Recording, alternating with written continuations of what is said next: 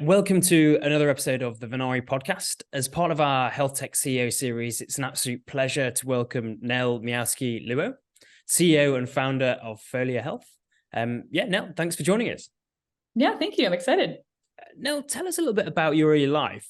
Would you say that you're a born entrepreneur? No. Simple I know as that. there's a correct answer to that question. The easy anecdote on that is the first thing I ever sold was a contract for Folia, a 5-figure contract. Was the first thing I literally ever sold in my entire life. I did not do anything when I was a kid, no lemonade stands or I was honestly pretty nerdy and very interested in science and didn't really consider business something that I would pursue in any way. And honestly, interestingly enough, I think I still struggle with that label of an entrepreneur. I think I conceptualize myself as a public health person solving a problem. And I fundamentally believe that a private company is the way to solve the problem that we're working on for a variety of reasons. I think it's the best incentive structure for this to work.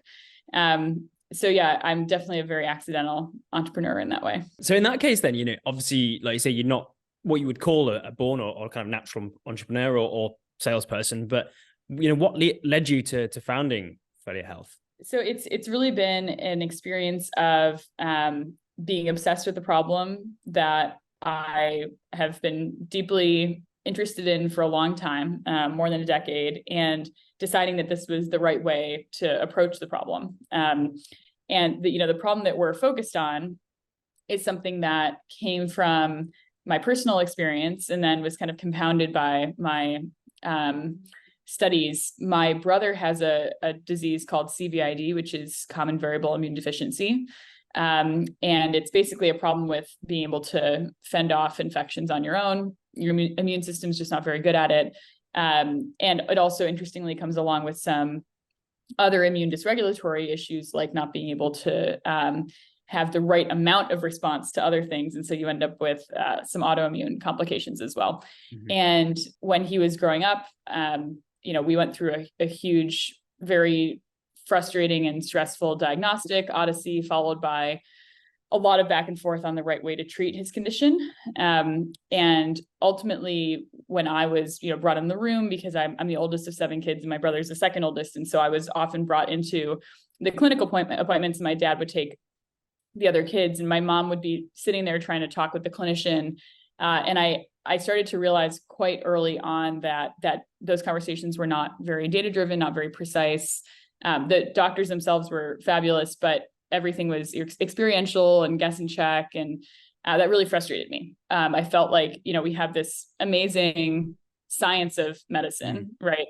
We're very poor at being able to understand what's going on with an individual patient and make sure that our science is matching up with what that person needs. Yeah.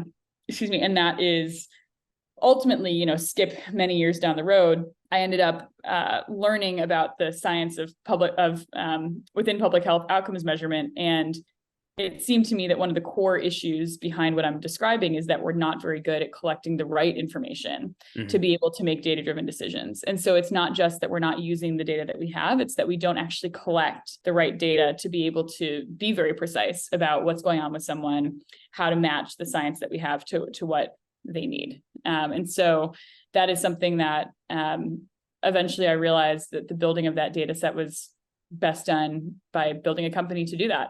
And that's what we've been doing now for 6 years. That's fantastic. How have things kind of developed over those 6 years? It's always I think anyone who experiences kind of the startup life will tell you that there are different eras and you almost reinvent yourself, as the CEO through those eras.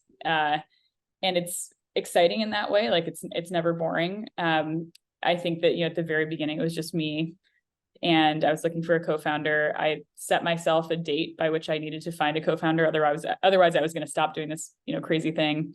Met Dan, my co-founder, right, 6 weeks before that deadline. And it was fabulous. He uses this word serendipity a lot to describe, the things that have gone well for us. And this is one of the best, serendipitous experiences that I've had was meeting Dan and having such a immediate alignment in terms of what he wanted to work on and what I wanted to work on. And so, started out kind of the two of us just building this from my apartment in Cambridge. And then we moved through a phase of, starting to get our first external validation. We did a pilot program with the CF community in Maine, and they were like incredibly helpful and welcoming, and really helped us to iterate on the product. Moved from that to a bunch of other clinics in the cystic fibrosis community and communities outside of clinics. And that's when we started to gain our first traction, with investors. And so we did our first angel round and hired our first employee.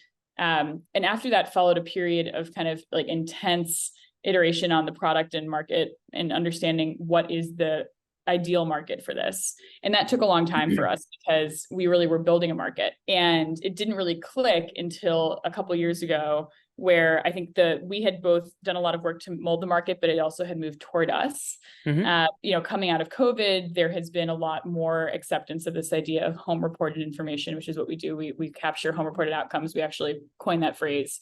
But then also there has been an increased and rapidly kind of speeding up acceptance of the idea that the individual priorities of patients and what they need to get better care, that is something that should be kind of fundamentally at the heart of the way that we develop therapies, the way that we approve them, the way that we assess their value and describe who should be using them.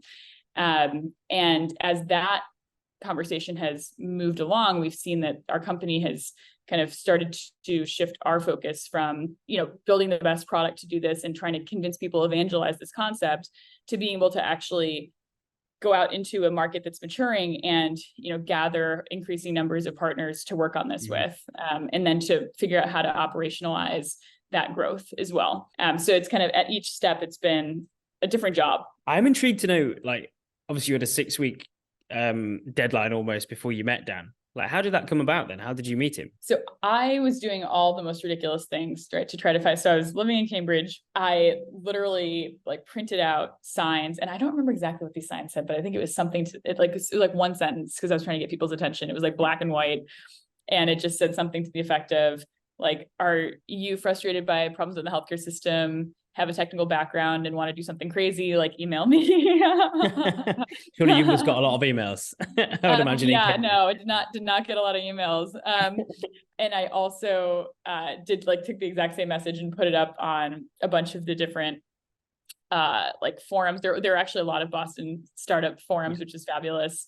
And I paid, maybe like $25 total to try to get them featured because I didn't have any money. I was trying to save it to run this company. And Dan saw one of those ads, and I think he saw the one in Boston Startups Guide, and he emailed me. I actually have a screenshot of the email because I had this feeling of like, this is the guy. Yeah. And he had a daughter who has her own chronic conditions, and they had been through a lot of the experiences my family had been through. Probably even more viscerally, right? Because it's his child. And he had been working as a CTO of his own startup for the last 15 years and wanted to do something in the healthcare space that felt like he was directly acting on the problem that he'd experienced. So yeah, serendipity, definitely. Yeah, 100%. And I think that, we've discussed in the past that you're pretty passionate about, the collection and the utilization of primary data, and how that should be, a fundamental part of driving healthcare outcomes. Yep. What do you think can be changed now to help this? The honest answer is use our platform. And it's a cool answer for me because it wouldn't have been true a few years ago. Like, we were still developing it. Yeah. I would say as of relatively recently, we feel that we've moved from the exploration of so the concept of a home reported outcome is to have each individual person who is living with any condition or going through a diagnostic process thinks that something might be up, right? Not exactly right. To collect information on what's going on, what their baseline is too. Like, when you have a good day, what is that like? Mm-hmm. And then to track the information over time to see what's changing. And that's all on the basis of their individual change, right? So it's not on the basis of trying to measure everyone as part of a kind of myopic, large cohort, but actually thinking of each person as I am an individual. I have my own set of things that go well, go poorly. And really what we need to understand about my healthcare is whether the healthcare is changing that baseline and improving everything or not, right? Yeah. And ultimately that's what a health outcome should be, right? It should be whether the person themselves is feeling better entirely. And when we say these like adages like patient-centered or, treat the whole patient, that's what we are talking about, right? So fundamentally what we have to do is collect information directly from the source, understanding what it is that is the baseline and what is changing, and doing that in a way that's structured so that you can use the data, right? Because collecting that information in notebooks or in, forums and like unstructured data sources is not nearly as immediately actionable. And it's actually harder for people to collect because it's not as easy for people to conceptualize. Like think about sitting in front of a, blank screen or a blank notebook and trying to come up with ways to describe how you're doing. That's much harder than responding to a relevant, important set of informational questions about what's going on. I would say, actually, I think that what we're doing is a fundamental part of moving toward having a much higher quality data set to be able to do truly like patient-driven drug development and understanding of the value of those therapies. Because I think that without that, we continue to be pulled back toward a data paradigm that is honestly riddled with confirmation bias and is also something that is not describing that full experience, right? The entire individual. It's actually cherry picking kind of specific areas. Which is not good for anyone. It means that drugs that do a lot are not measured to their full effect. And it also means that patients who have, a variety of things that they're experiencing are not receiving care that is, directly addressing their priorities. I suppose kind of final question from me now really is, particularly if we look at Folia Health, where do you see yourselves in the next 2 years' time? Yeah. So, 2 years is actually, I love that question. I feel like people ask 10 years and you're like, well, lots of things. Yeah. 2 years from now, I think that our goal is in a set of 10 to 15 rare or complex conditions. People are using Folia to collect information from ideally the very start, right? As they're experiencing the disease or right after their diagnosis, to be able to understand what's going on from that very first day and collect information longitudinally to see what's working for each individual. Having that data then available to their clinicians directly from the patient. So the patient can just bring in their phone, this happens right now, and show the clinician the graphs and reports that are very simple and quick to look at to see what's been going on.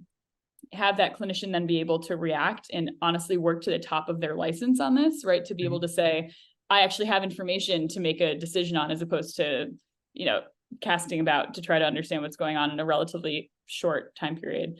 And then the drugs that we're developing in these 10 to 15 conditions that we're focusing on will be, from the beginning of their development process, much more focused on understanding how this therapy is going to change the entire course of disease for the population, as opposed to having to be singularly focused on an endpoint that is, often a biomarker that's not directly describing what that person's experiencing. And that's not to say that there won't be still a very important place for things like biomarkers and existing measurement techniques, but we have to add this perspective directly from the patient or caregiver as to what their existing priorities are, what their baseline is, to be able to describe the full impact of those therapies. Well, I certainly will be cheering from the sidelines for you, because I think it's just so interesting. Personally, I love the personal connection. I love how you guys have developed over the past kind of 6 years or so. So it's been a real pleasure to speak and find out a bit more, Nell. So thank you so much for joining us.